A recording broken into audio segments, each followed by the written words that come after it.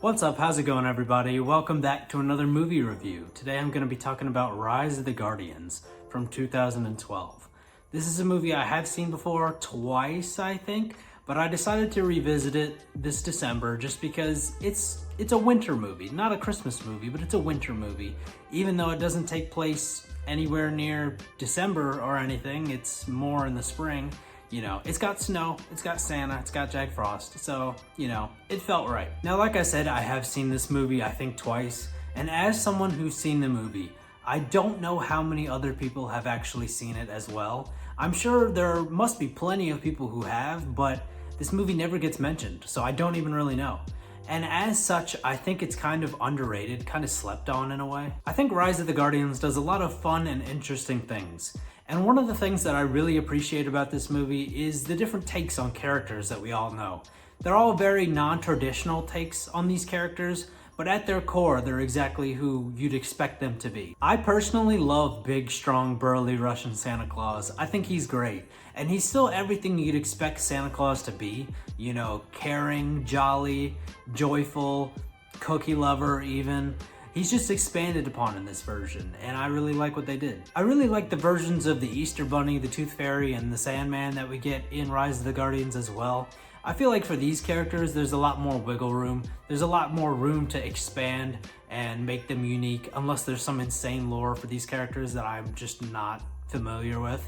But I really do enjoy the direction that they decided to go for these characters in the movie. Even the Man on the Moon is technically a character in this movie, even though he's treated as more of a spirit on a higher plane of existence than the Guardians. I think it's cool that they included that character, or that concept of a character. I don't know, what would you even describe the Man on the Moon as? Because he wouldn't be what I would think of when I'm thinking of like Santa Claus or the Easter Bunny or the Tooth Fairy, you know what I mean?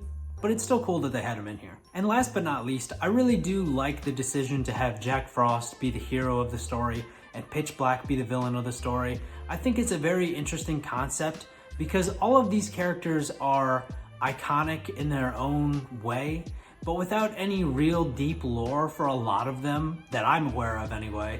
There was a lot of room to just do whatever you wanted with these characters, and that's part of the reason why this movie was able to work. And speaking of Jack Frost and Pitch Black, I really like that the stories that they gave each of them made them similar in some ways.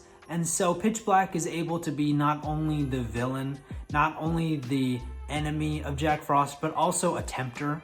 Someone who has something to offer. I think it helps the story as well that the character of Jack Frost by nature is somewhat of a gray area type of character, not necessarily good or bad. At least that's what I know of Jack Frost. Outside of this movie, what I know of Jack Frost is that he brings the cold and the ice and the snow, and he likes fun, but he's not necessarily a good or bad person. He's kind of just a neutral entity. And in this movie, he's kind of similar for a lot of it, or at least you're led to believe that he is, or he believes that he is, or whatever. And throughout the movie though, in Rise of the Guardians, you come to discover along with the character that he is a good person, and he finds his center, which is fun. And he kind of discovers that all along he has been a guardian and he has been a good person. It's the reason why he was reborn via the moon in the first place, and the reason why the Man on the Moon chose him to be a guardian.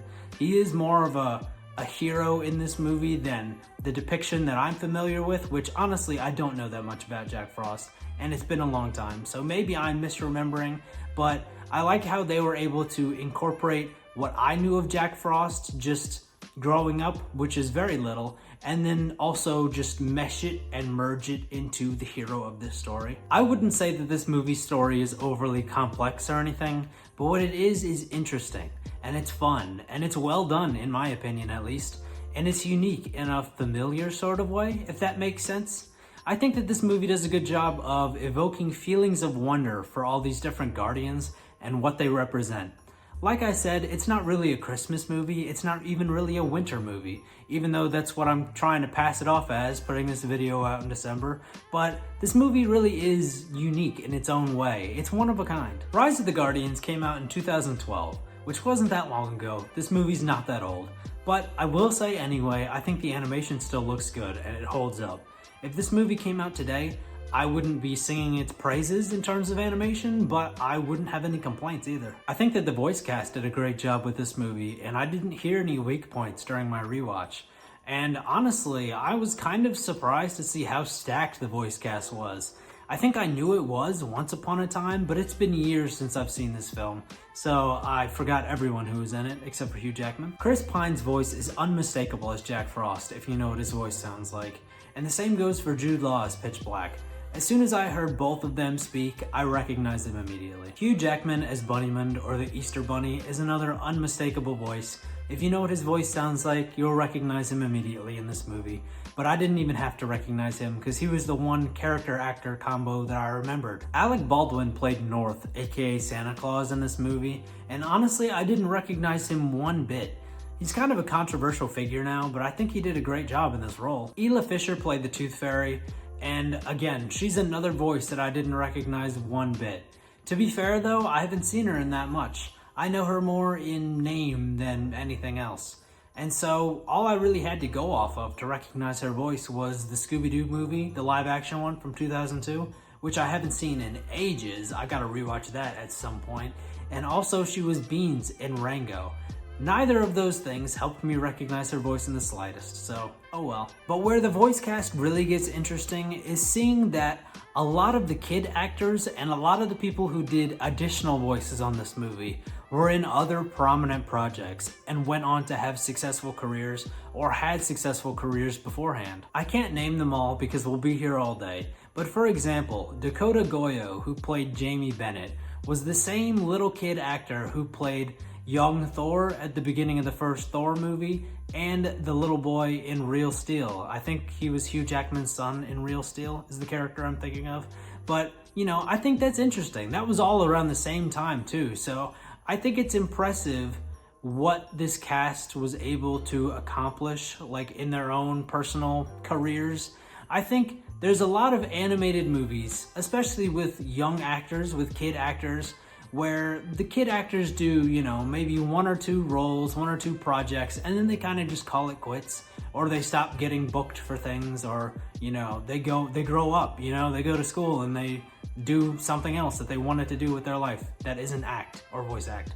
So I think it's impressive how deep and layered this cast ended up being with success in, you know, Hollywood, in movies and shows, you know, whatever you want to call it.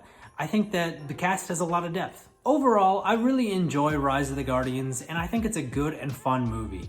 I know it's based on the book series Guardians of Childhood by William Joyce, but from what I understand, the movie doesn't bear very much resemblance to the source material, but then again, how could it? How do you make a movie under 2 hours accurate in comparison to an entire book series with different books focusing on different characters? You really can't. It's an uphill battle, it's an impossible task, and I'm glad that they didn't try to make it into something that it didn't need to be. I think the general consensus is that the movie and the book should be treated differently. The movie is an homage, if anything, to the books, and I think people are okay with that. I don't know, I haven't read the books. I don't know any big William Joyce fans. I'm sure they're out there, but yeah, maybe they have issue with the movie. I don't know. I would be curious to know if you've read any of those books. What do you think of the movie? Do you love it because it's an homage? Do you hate it because it's not accurate? I don't know. Let me know. But that's all I've got to say about Rise of the Guardians. Thanks for sticking around if you stuck around. If you want to help me out here on YouTube, liking this video, commenting on this video, subscribing to the channel, checking out some of my other videos, all those things help me grow the YouTube channel. And yeah, until next time, bye.